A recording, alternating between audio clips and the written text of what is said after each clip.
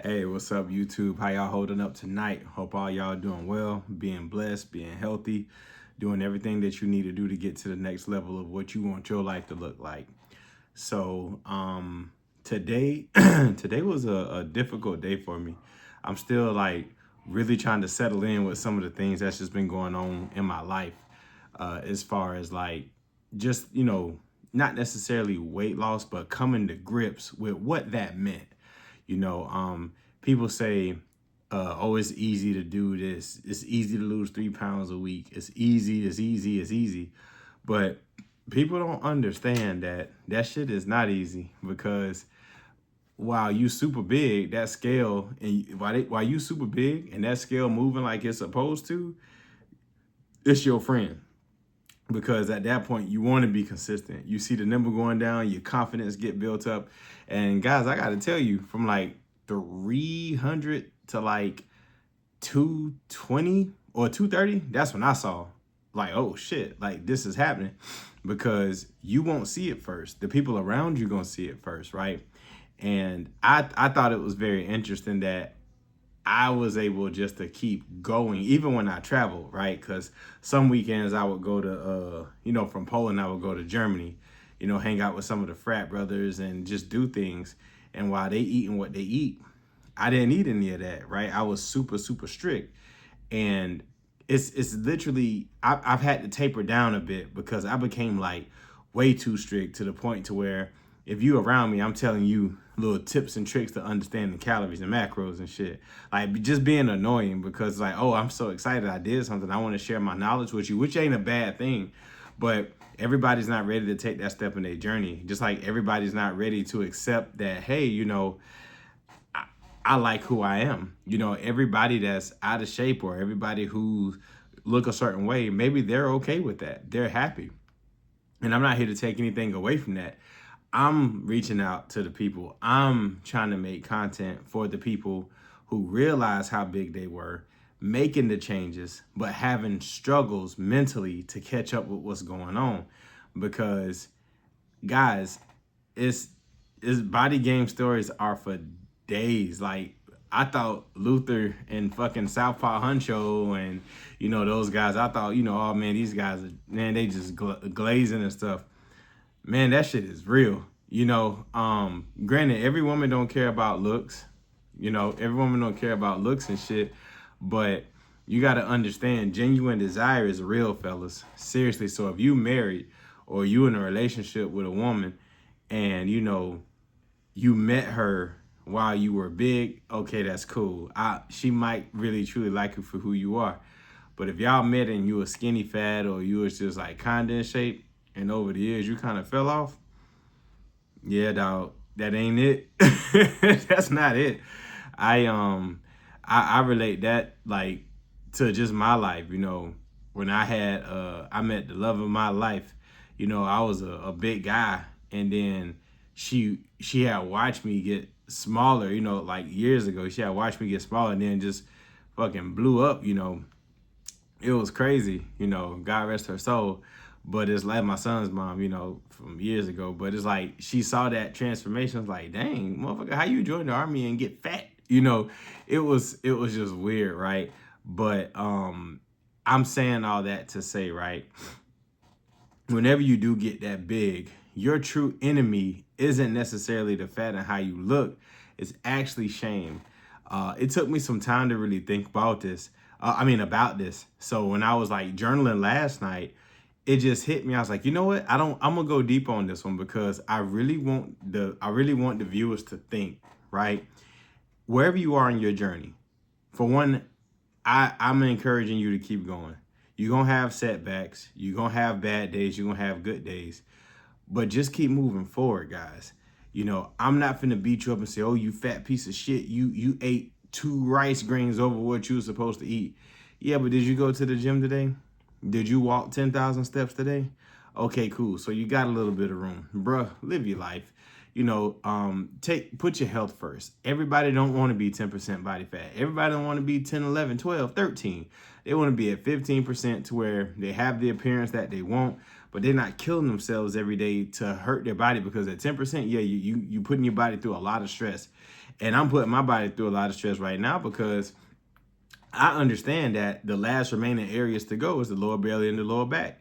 When I would look at my pictures with my coach, I would be like, dang, man, I hate the fact that my back got tone and shit, but look at this skin right here. And he was like, bro, shut the fuck up. Like, are you serious? Like, look at what you did.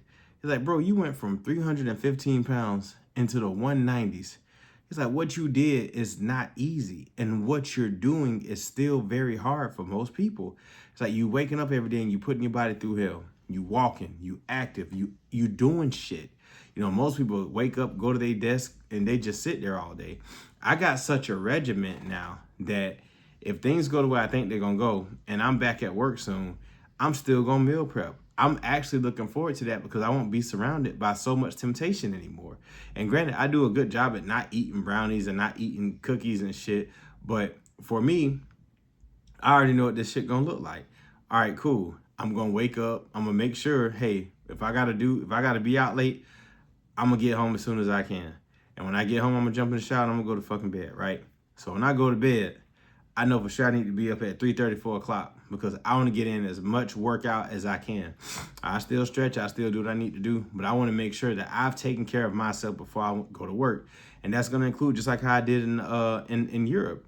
I meal prep while I was in the shower. I listened to my music. I did everything I need to do to get prepared for the day. So, and this time it just looks like me getting a big old backpack so I can put my yogurt in there because I'll probably be going at work all day. Put my yogurt in there, all my food, my gallon of water, which will have like the liquid IV, light, no sugar, 20 calories per stick. I'll put 2 sticks in there because I need those electrolytes. I put into work. I walk, I lift, I sweat. I need that shit, right? So I'm going to take all of my shit to work with me. And I'm going to make sure I did just like I did in Europe. Ate my shit at the right time while everybody else ate goofy shit, and just keep doing that day in, day out. Just taking care of myself every day in, day out, right? I don't want to feel that shame again. Granted, I get it. You're gonna fluctuate sometimes. I know when it starts to get cooler, hopefully that's the time I'm reversing a bit to go back up, right? And I want to start reversing when I'm 185 to 180. And I can maintain that for 3 weeks. Then it's time to reverse back up. And hopefully that's during the fall. Because during the fall, I'm trying to pack on some serious muscle. I'm trying to make sure that for my daughter's birthday, when my baby girl, when she turns 7 next year, March 20th, I want to walk around looking like a meat popsicle. Just damn, like for my size, damn, that brother look like he take care of himself. You damn right this brother take care of himself. You know what I mean? I'm helping other people take care of themselves too. That's why I be telling y'all, go into that description in the YouTube description and set your calendar links, for me. And I'm back now, so I'm actually, I'm taking them and we full steam ahead. So let me read my journal entry for y'all last night. What if my greatest fear was never the fat? It was shame. For the longest time, I thought my biggest enemy was fat. I thought if I could just lose the weight, everything else would fall into place. I'd be confident, I'd be happy, I'd finally like myself. I'd stop caring what people thought. I'd stop feeling insecure. I'd finally be free. So I went to war with my body. I counted every calorie. I punished myself after bad meals. I looked at food like it was the enemy. I looked at the scale like it was a judge. I looked in the mirror looking for proof that I wasn't enough yet. I thought I was fighting fat, but somewhere along this journey, I realized something. Fat never told me I wasn't worthy. Fat never whispered that I was ugly. Fat never convinced me to avoid pictures. Fat never made me feel like I had to earn love. Fat never told me I wasn't good enough to chase my dreams. Shame did. Shame was the voice. Fat was just the uniform that it wore. And that's a dangerous realization because you can lose the fat and still carry the shame. You can get lean as fuck and still feel disgusting.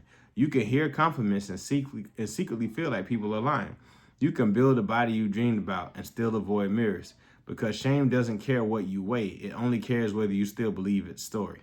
And shame is a damn good storyteller. It tells you you'll be enough when you lose another 10 pounds, when your stomach is flattered, when you get the promotion, when somebody chooses you, when your bank account gets bigger, when your scars fade. Win. Shame never lets today be enough. It keeps your entire life on layaway. It tells you to postpone joy. I'll take pictures when. I'll go to the beach when. I'll wear that shirt when. I'll ask her out when. I'll start that YouTube channel when. How many years did I postpone living? Because shame convinced me I hadn't earned it yet. How many memories did I trade for the promise of a future version of myself? Here's the part that actually hurts. I don't think shame wanted me dead. I think shame wanted me hidden. Hidden men don't take risk. Hidden men don't speak up. Hidden men don't ask for promotions. Hidden men don't chase purpose. Hidden men don't believe they deserve love. Hidden men survive, but they rarely live. And maybe that's why getting lean has felt so confusing, because I removed the weight, but the hiding instinct stayed. I still catch myself wondering if I'm taking up too much space. I still hear that voice telling me to stay quiet. I still feel uncomfortable when people compliment me. Not because I don't hear them, but because shame taught me compliments were mistakes.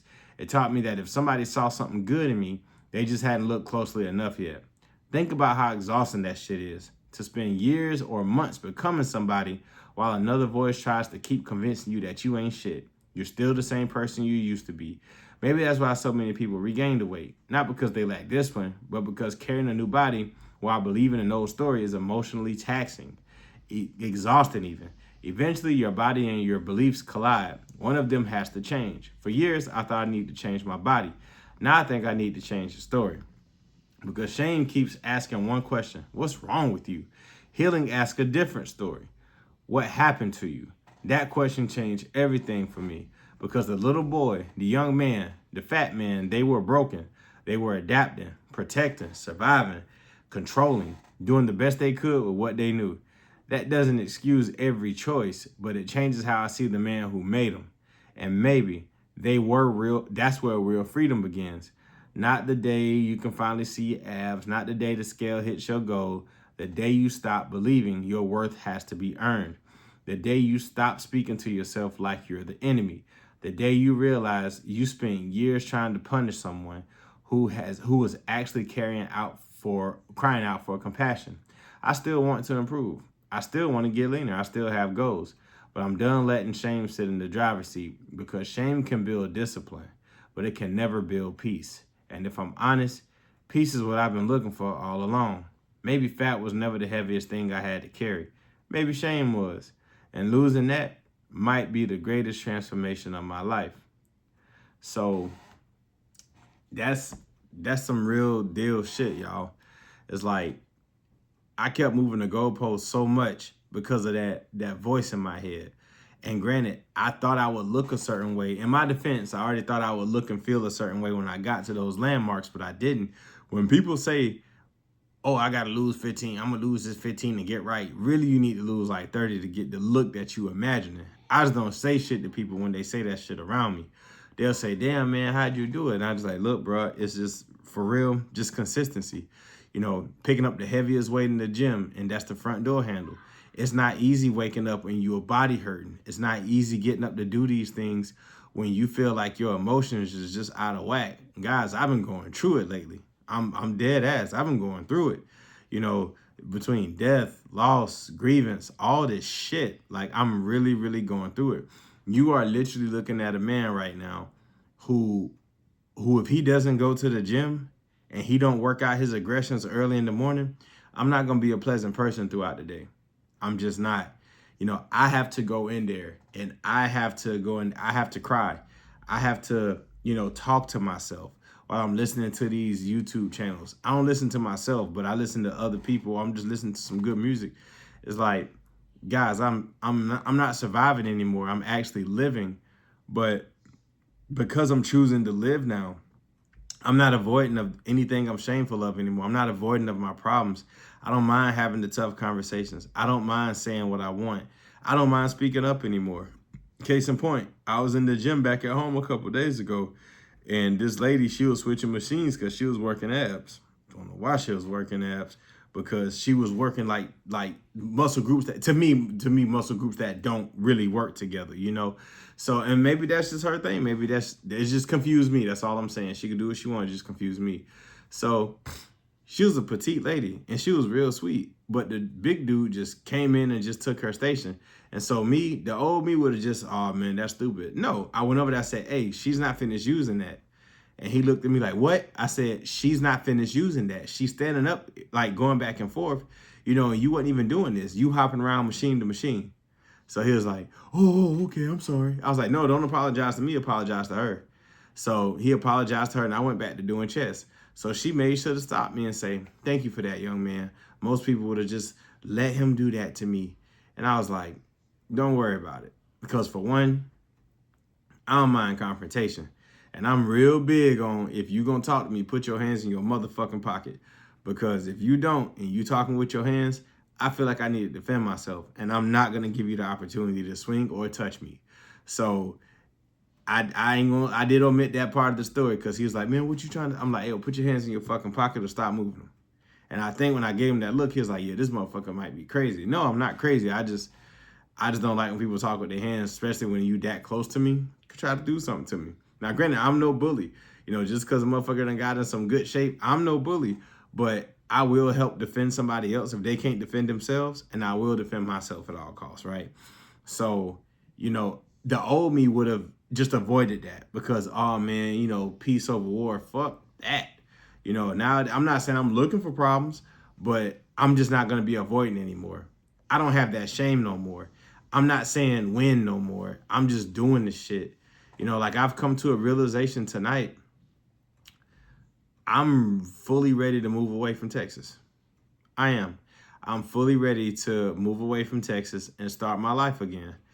And I've gotten to that point where I'm like 90% there. I'm still weighing a couple other options. I'm still weighing some things. But in real life, the old me is thinking, oh man, what about this? What about that? Now I'm just like, bruh, fuck that. If that's not in nobody else's wheelhouse, if that's not in nobody else's list of priorities, it ain't gonna fucking be mine. Like, I don't think y'all realize shedding the weight has nothing to do with the monster that you see in front of you. The monster that you see in front of you, me, I don't even want to say a monster. I just want to say somebody who knows who the fuck he is and knows what the fuck he wants. I'm going to always go after what I want, but I'm not going to beat on a fucking dead door. You know what I mean? Like, if I keep knocking and ain't nobody going to answer, I'm going to fucking move the fuck on, regardless of the consequences and shit that come thereafter, because at the end of it all, guys, you got to put yourself first. For so long, a lot of you nice guys, you're not putting yourself first. You're doing things for other people, even at the expense of yourself. Somebody I know real well, J.R. Harvey, he put something into perspective for me today. He was like, before you were selfless, right? When you were out of shape, when you were a people pleaser, when you were a yes man, you were selfless. You sacrificed yourself for the sake of others. Now that you realize who and what you are, and you've gotten into arguably the best shape at your life at 36, 37 years old, you are now selfish. You are willing to sacrifice everybody else for yourself. And I was like, damn, I never thought about it like that. But he's exactly right. And I stand by that shit because you don't work this hard. You don't read the books I've read. You don't cry the tears that I've cried, wondering why. Where did I go wrong? Guys, I had to fully grieve a lot of shit, and I still don't think I properly grieved a lot of stuff because I didn't know how. I was always in the mindset of, oh, this can be fixed, this can be that. But when JR told me about acceptance, it hit a new tone for me. I can now accept that I was a shitty person in the past. I just was. I can now accept that maybe my life ain't gonna look the way I envisioned it looking with the picture of people who I envisioned it with, and that's okay. Because the same way y'all be praying that, oh, God, move this person out of my way and now I'm thriving, you got to look at that shit in reverse too, because maybe you was the problem too, motherfucker. Maybe God was like, nah, let me move you out their way because you fucked up too. People don't understand that. People not going to look outside of themselves. This journey taught me to look outside of myself. Granted, I still make mistakes. I don't, spaz out as much. I don't yell as much, especially around my kids. I got way more patience with them now because I understand that they're still going to make mistakes.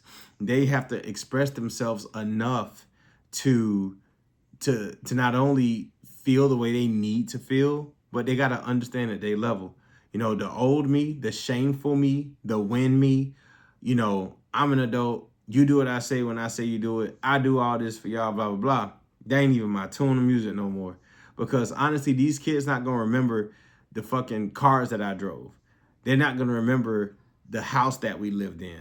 They're not going to remember all the shit that I gave them. They're going to remember how dad was when he was home. They're going to remember that when he got off work, working in the car business, he was always tired, but he always made time to go play golf. He always made time to help everybody else, but he couldn't always come to my games. He was always saying that he was going to hit the gym. He'd do it for a couple of days, but he wouldn't do it after that first initial couple of days. He back to eating bullshit, back to not being there, and just back to worrying about money. Guys, that's what my kids remember me as before I went overseas. Like, they remember that asshole. You know, their mom remembers an emotionally neglectful guy.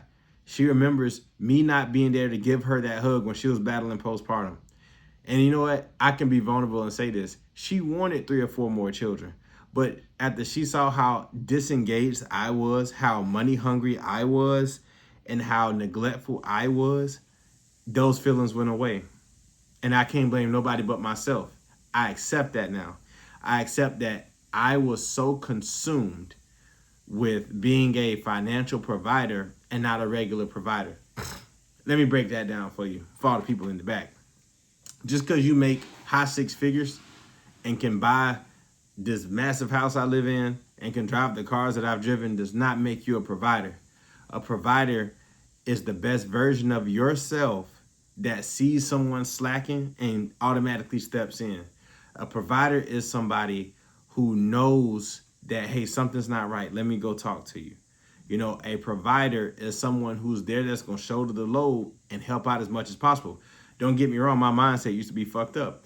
Damn, I got to work 14, 15-hour days, and then I don't want to come home and deal with your shit. You know, you here all day. Why you can't do it? You know, that was a real fucked up mindset to have.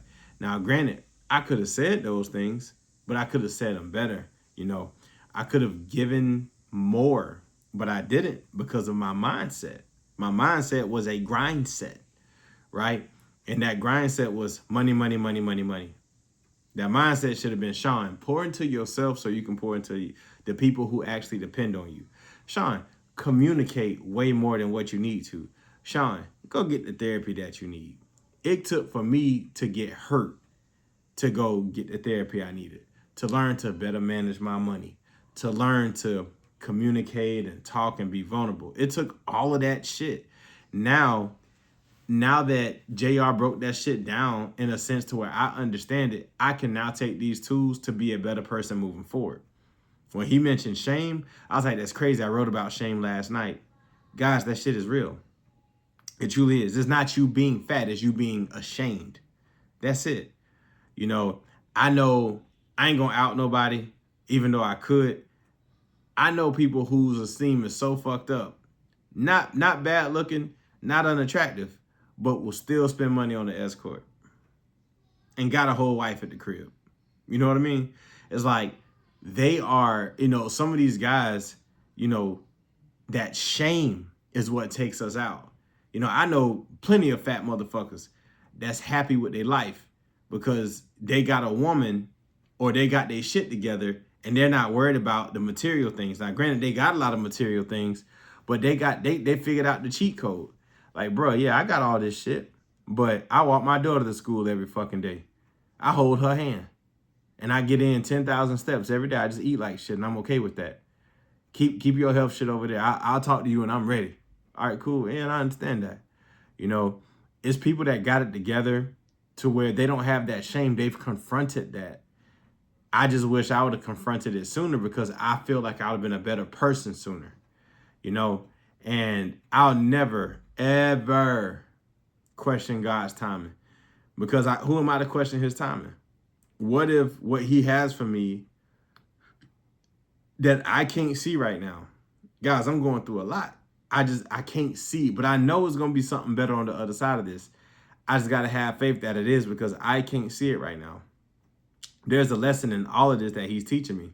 And from what I've learned so far, I had to mature a lot.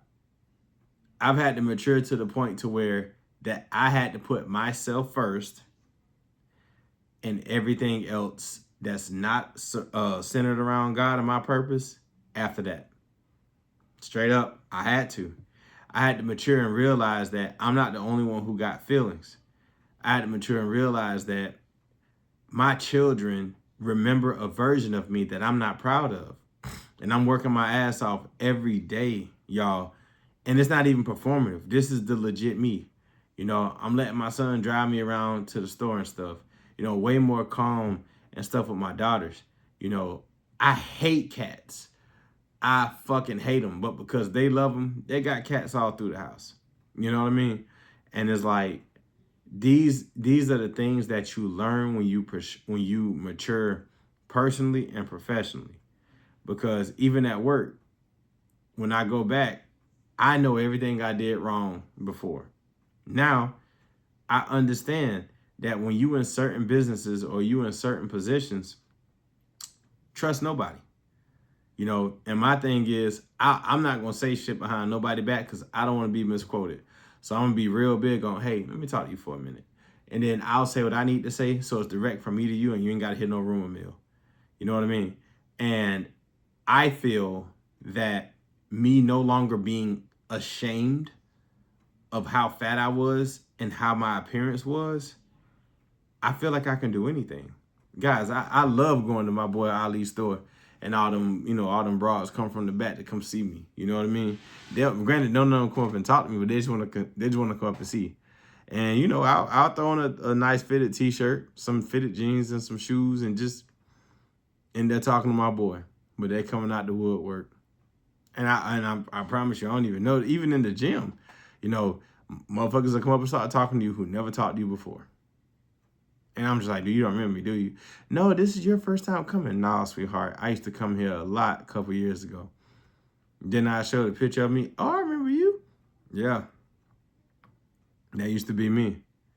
And I'm no longer ashamed of that. I'm no longer ashamed of who I used to be. I've accepted it. Guys, in order to progress in this journey, you have to grieve those actions. You have to grieve what happened. Make peace with it. Accept it. And it's going to make you a better person. Look, I'm no relationship guru. The only thing I can tell you about a relationship is what not to fucking do, right? But I've learned so much from past relationships, from past friendships, that I know now that moving forward, I'm going to be the best companion for somebody one day. I'm going to be the best friend that anybody can fucking have one day. Because I now understand what it takes to be those things. I now understand that I don't have to fuck everything that moves, whether it comes at me or not. And it's crazy because when I got in the best shape of my life, because I was able to control my fork, I've been able to control my fucking lust. Think about it, guys. You got to eat every day. So if you can control what you consume, you can control not busting a nut every fucking day, because you don't have to have sex every day, but you got to eat every day. So if you can control one, you can definitely control the other. And I got to say, it's been very liberating and free to not have that porn addiction, to not make damn near every relationship with a female, you know, almost sexual. You know what I mean? Because you think about these things, but it's like, but when I'm locked in with somebody, I'm locked in with somebody. You know, I'm not all, but needless to say, you can control these things. And I'm proud of myself that I can control these things now. You know, sex ain't on my mind 24/7 because I got other shit I'm thinking about, like how I'm gonna grow my YouTube, how I'm gonna grow my coaching business, you know, how I'm gonna get this book published. So a short book, you know, something that's like 10, 15 pages to reach you guys, you know, like, look, quick guide whenever you feel a certain way. And this is specifically for people that's on this journey because, guys, it's easy to forget your why when your cravings are going through the roof. It's easy to forget your why when you lose your job and you got people that depend on you. It's easy to forget your why when shit is going so horrible in your life and you can't see what's on the other side of it. It's easy. It's easy to forget your why. But let go of that shame and embrace the acceptance, right? The sooner you let go of that shame and embrace the acceptance, you're going to be better for it. I'm going to be better for it. Guys, when I tell you, I done went through so many coachings, it's fucking ridiculous. And I value every single fucking one of them. Because the coaching I got from Ken Hamilton over at the Ultimate Gentleman, he held me to such a high standard. One thing he told me, you know, Sean, you need to learn debt control, and you need to learn self-accountability. He said, because everybody else is the reason for your fucking problems except for you, right? And then he told me, he said, you never said nothing bad about your lady. He said, you shouldering all this responsibility. Because, yeah, I was a fucked up individual. Granted, yeah, she did some fucked up shit too, but she went and got help. I didn't. I wasn't willing to change. So, but Ken made a fucking good point. Bruh, you're going to be just fine. And it took me a couple months to realize that, but he right. I am going to be just fine. Because I had to remember who I am. It's like, dude, you're not a bad looking guy. You in great shape. You have unlimited earning potential. You're going to be good. You know, my value as a man continues to go up. Whether I got 30 kids or just 4, you know, it doesn't matter. And I did Ralph Frazier's Calm Authority training for a couple months. You know, had to make some sacrifices because, I mean, the pricing wasn't bad, but I just had to make some sacrifices, right, during that time. And me and Ken are still great friends. That man called me just to legit check on me, and it's not about the money. And I still send him something if we got to talk 2 or 3 times a week, just because I support businesses. And then J.R. Harvey, King's Community, like, wow. These are some guys who's really helped with the mental, emotional, and spiritual side of this, not only just this life shit, but this weight loss shit. Because Ken told me, and I didn't really believe him when he said it. He's like, Sean, when you continue to get in the best shape of your life, you're going to realize, and he said, and as your content and keep growing, you're going to realize that maybe this woman did you a favor. I was like, what you mean by that? I mean, my kid's in the picture. He's like, yeah, but what if somebody comes along that actually loves you despite your flaws? You know, that loves you despite all this. It's like, I get it. You know, you was a shitty motherfucker, but you didn't beat anybody or do nothing crazy. So you should be able to be forgiven and given another chance. I was like, yeah, but I ain't getting that. So that's cool. He's like, that's the part I was waiting on. He's like, now that you realize that it's okay, you ain't got that burden on you no more. And he's right. And I really feel like it made me a better man because I know what I did was wrong. I'm ashamed. I was ashamed of that because of the shame that I carried as that fat motherfucker who put her and my family through that. My kids have definitely forgiven me and they seeing the benefits of this. But that's cool. She's not ready to see that shit. Made me know, never mind. That's just, it is what it is, right? I've accepted that. And, you know, I'll be all right. I mean, I don't think I'm a bad looking guy. I think I'm, you know, somebody might say, damn, Sean, what you got going on this weekend? You know, you never know. I don't know. But no, I'm just making light of the situation because life is pretty shitty right now. But I still got faith that, you know, with prayer and action towards what I'm praying for, everything is going to be all right. And there is going to be joy on the other side of everything that I'm going through. So the shame, fellas, don't let it take you out. Accept it and accept the things that you can't change. Move forward and don't play them fucking away games.